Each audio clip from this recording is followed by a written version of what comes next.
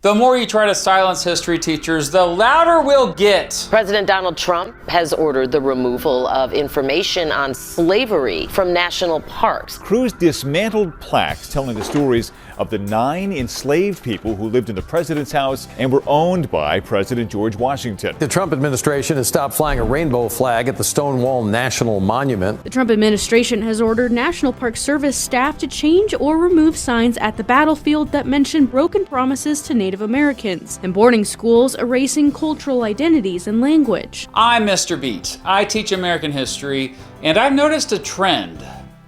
Neatos. They're so satisfying. But I've noticed another, much more troubling trend than Neatos. The Trump administration is trying to erase history. In some cases, they are straight up trying to revise or even rewrite history. And okay, to be fair to them, reinterpreting history happens all the time. Well, by historians. Last I checked, Donald Trump wasn't a historian. But also in their defense, they say they are trying to get rid of ideological bias, and indeed, historians are often biased, just as all human beings are often biased. But this is starting a dangerous precedent.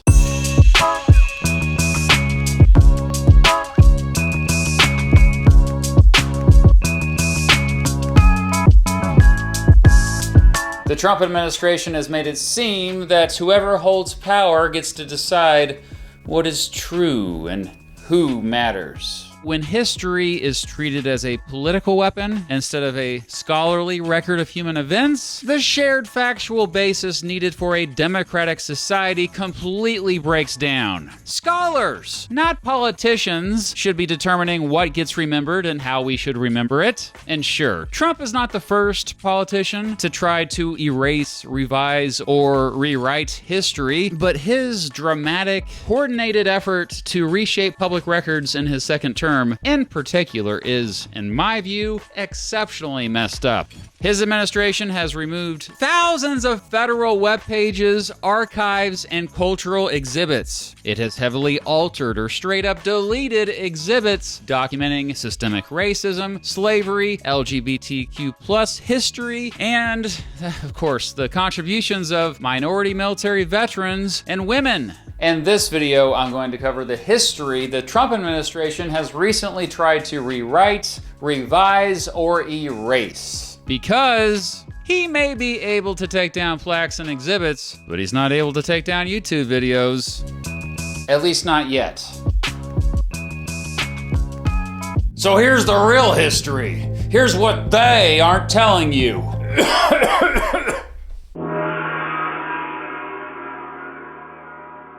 During his second term, the Trump administration ordered the removal of several high-profile federal slavery exhibits, most notably using crowbars to dismantle a 15-year-old outdoor display in Philadelphia that detailed the lives of 9 enslaved people George Washington once held. Similar physical removals or alterations occurred at Harper's Ferry National Historical Park and within specific exhibits at the Smithsonian Museums in Washington, D.C., focusing on the economics of the transatlantic slave trade. For more than 2 centuries, the institution of chattel slavery existed as a foundational and brutal reality in the United States. Chattel slavery meaning one person permanently owning another person as property. Pretty messed up. And yes, even foundational figures like George Washington participated directly in this system, holding hundreds of men, women, and children in bondage at his Mount Vernon estate and his executive mansion. This vast system of forced labor was originally fueled by the transatlantic slave trade, a devastating and catastrophic global enterprise that forcibly displaced millions of Africans under inhumane conditions. Throughout their lives, enslaved individuals were treated horribly, often subjected to systematic violence, the forced separation of their families, and complete denial of their basic human rights. Even after the United States made slavery illegal for everyone outside of a prison, African Americans would face discrimination and persecution for generations afterward. During his second term, Trump ordered NASA to scrub its websites of specific diversity-related phrases like underrepresented groups and women in leadership. I'm not joking. To comply with this mandate, NASA issued automated filters and manual reviews to delete dozens of biographical profiles, interviews, and video retrospectives featuring female employees. The women and African Americans highlighted in NASA's history include pioneering scientists, engineers, and astronauts who broke racial and gender barriers to help America win the space race and explore the cosmos. These figures include the women made famous through the film Hidden Figures. The brilliant mathematicians Katherine Johnson, Dorothy Vaughan, and Mary Jackson, who all calculated the complex flight trajectories for the first American astronauts in the 1960s, back when racial segregation was still a thing. They also include trailblazers like Sally Ride, the first American female in space, and Mae Jemison, the first African American female astronaut, as well as hundreds of modern female and minority engineers who designed rovers, managed mission control, and led cutting-edge aerospace research.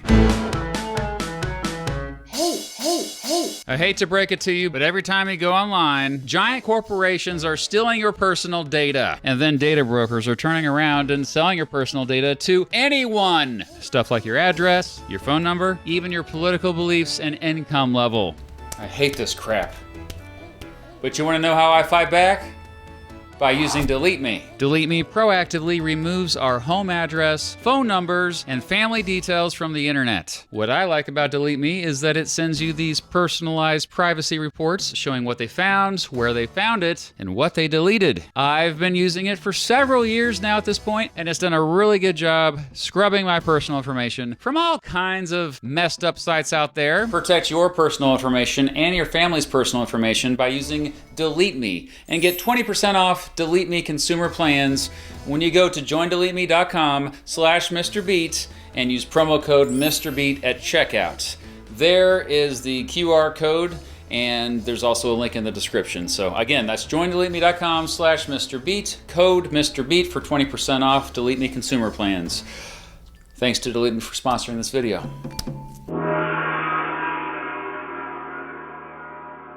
During his second term, Trump ordered the United States Air Force to stop teaching soldiers about the heroism of the Tuskegee Airmen. Not only that, it pulled down thousands of media posts, articles, and profiles of minority veterans from military websites. Due to the public backlash, much of this stuff got put back up, fortunately, but I'm gonna teach it again, just to make sure, punks!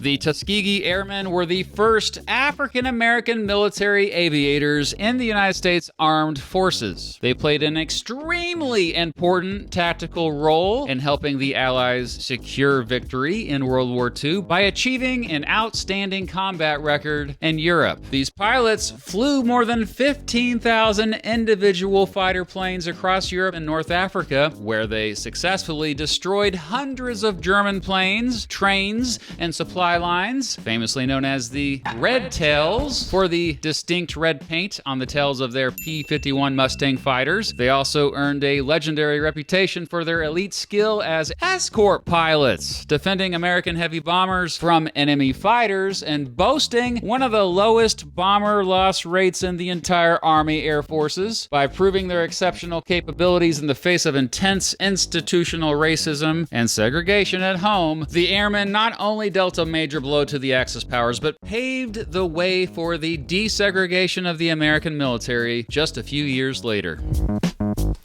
Hey, related to this, during his second term, the Trump administration took down a bunch of web pages that told the history of the Navajo Code Talkers. Again, due to the public backlash, most of these web pages eventually got put back up. But let me educate you again, in case this crap accidentally happens again. The Navajo Code Talkers provided a critical, decisive advantage to the United States military by creating the only spoken military code in modern history that was never broken by an enemy. Serving in all 6 Marine divisions across the Pacific Theater from 1942 to 1945, these hundreds of bilingual Navajo Marines transmitted top-secret tactical information regarding troop movements, artillery coordination, and battlefield strategy via field telephones and radios. Because the Navajo language is ridiculously complex, it was completely unintelligible to the Japanese military. By substituting native words for military terms, for example, using the Navajo word for ironfish to mean submarine and hummingbird for fighter plane, the Code Talkers could securely transmit an encrypted 3-line message in just 20 seconds, baby. A process that conventional code machines took up to an hour to complete. Boom! Their unmatched speed and total accuracy saved thousands of American lives, prompting Major Howard Connor, a 5th Marine Division signal officer at Iwo Jima, to famously declare that without the Navajos, the Marines never would have taken the island. And speaking of Native Americans, during his second term, Trump directed federal agencies to systematically review and remove public signage, educational materials, and museum displays that detailed the forced displacement, broken treaties, and violence experienced by Native Americans. This has led to the removal of displays highlighting historical atrocities by American soldiers and the federal government breaking legal treaties with Native nations. Not only that, the administration has targeted plaques detailing the generational land loss of tribes like the Timbisha Shoshone and Death Valley, and has stripped out terms describing any suffering of Native Americans from national park educational materials. Yeah, the United States government stole nearly all Native American land. Duh. According to one study, nearly 99% of it. Jeez. This massive transfer of over 2 billion acres of land was executed systematically over generations through broken federal treaties, state-sanctioned forced military removals, like the Trail of Tears, and legislative acts like the 1887 Dawes Act, which alone stripped tribes of over 90 million acres of land. Today, more than 40% of historically documented tribes possess no federally recognized land base at all, leaving a pretty profound legacy of economic and geographic displacement. During his second term, Trump had the National Park Service take down or modify interpretive signs at Montana's Little Bighorn Battlefield National Monument that detailed how the American Federal Indian boarding school system used forced assimilation to violently erase Native American cultural identities and languages. I made an entire video about all this, but here's what specifically was on those signs that were taken down at Little Bighorn Battlefield National Monument. The sign said the federal government, quote, violently erased cultural identities and language through forced assimilation, using institutional power to deliberately strip Native American children of their heritage. Institutions like the Carlisle Indian Industrial School forced Native American kids to cut their hair, abandon their traditional clothing, and give up their birth names in an effort to, quote, kill the Indian to save the man. These institutions violently punished kids for speaking their native languages and prevented them from seeing their families for sometimes years at a time. During his second term, Trump directed the Lowell National Historical Park in Lowell, Massachusetts, to stop showing historic educational films detailing the horrific working conditions women and child textile workers went through during the 1800s. What did this film they stopped showing say? Well, it said that by 1837, more than 6,000 women worked in the Lowell mills, which were extremely dangerous places to work in. Some of these women were, in fact, children as young as 10 years old. They often worked 14-hour shifts every day, 6 days a week. That's 84 hours a week! Holy moly! They got few breaks. Most earned between $3 and $3.50 a week. That's $104 in today's money. Holy freaking ravioli! And of course, they had to live basically at work, and the factories charged them to live there. So really, they had about $75 left over in today's money for their own spending after rent. When the mills tried to cut their wages, these mill women organized mass strikes to protest. These efforts later paved the way for the Massachusetts legislature passing a law saying that workers couldn't work more than 10 hours in one day. During his second term, Trump and his followers in Congress have banned all federal funding from being used to teach about the idea of gender existing on a spectrum separate from biological sex. Critics have said this has caused a chilling effect, as school districts have stopped teaching about the existence of transgender historical figures or the evolution of modern gender equality movements out of fear of losing important federal aid. Did you know that some school districts in the United States get more than 88% of their funding from the federal government? So the word transgender didn't actually pop up until the mid-1900s, but people who have crossed or bent traditional gender lines have always been a part of the American story, long before even European settlers arrived. Many Native American nations recognized two-spirit folks, or those who fulfilled multiple gender roles. Weewa, a famous Zuni leader who once met President Grover Cleveland, was such a person. Now, European culture dominating the United States often meant strict legal and religious gender binaries enforced. But over the past 75 years, that has changed. In 1952, a World War II veteran named Christine Jorgensen traveled to Denmark for gender affirmation surgery and returned to the United States, getting a lot of media attention. Transgender women like Marsha P. Johnson and Sylvia Rivera were right at the front lines of the 1969 Stonewall riots in New York City, sparking the modern LGBTQ+ rights movement. In the decades since, the community has fought a grueling legal and cultural battle for basic civil rights, from the founding of support groups like STAR in the 1970s to the landmark 2020 Bostock v. Clayton County Supreme Court decision, which finally ruled that federal law protects LGBTQ+ employees from workplace discrimination. And that was just some of the history that the current administration has censored over the past year and a half. I didn't even get into all of it, man. In conclusion, look, you don't need to feel bad about all of the bad stuff that has happened in American history. You just need to learn from it. The main reason why we learn history is to learn the lessons of the past. And in order to learn many of those lessons, we need to learn about the mistakes we made. Okay? That doesn't mean we also can't celebrate the good stuff from the past, too. Come on, we can do both, man. I love learning about the victories. I love learning about the glory, about the times we all came together to do great things for humanity. But if we only focus on the good stuff our ancestors did, we might repeat the bad stuff they did. Come on!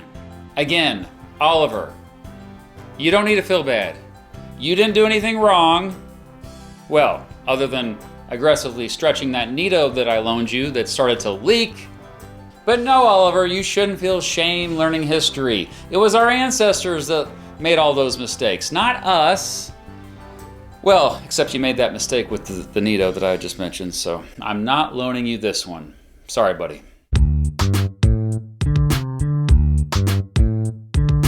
But what did I miss? What are other ways the federal government, or any other government for that matter, is trying to revise, rewrite, or erase history? Let me know in the comments down below. And now it's time for my monthly shout out to all my Patreon supporters who donate at least $15 or more each month to my channel, starting with my biggest supporters in alphabetical order. Thank you to Alicia Solberg, Andrew B., Anthony Beckett, Austin Ciros, Brennan Fletcher, Clayton Carlisle, Corey Ryman, David Smith, Empty Machine, Jeremy Dunham, Jesus Carrillo, Little Lufa, Mater Tenenbaum, Michael Bolick, Nick Everett, Pat Iapicca, Parker Posey, Patrick Stewart, Ralph W.K., Raquel Jones, Robin Tully, Sean Connett, Tim B., Zachary Pascalar, Alan Hines, Adam Christians, Andrew Snyder, Emily Grover Wilson, Grant Gagaza, Jack L., Jacob Birnbaum, Josh, Michael Burt, Naderade, Nathan Hale, Ralph, Salty, Steve Bryan, TC, Ty Marwitz, Victor McLean, and Zachary F. Parker. Thanks to all my Patreon supporters and channel members, and thank you for staying curious.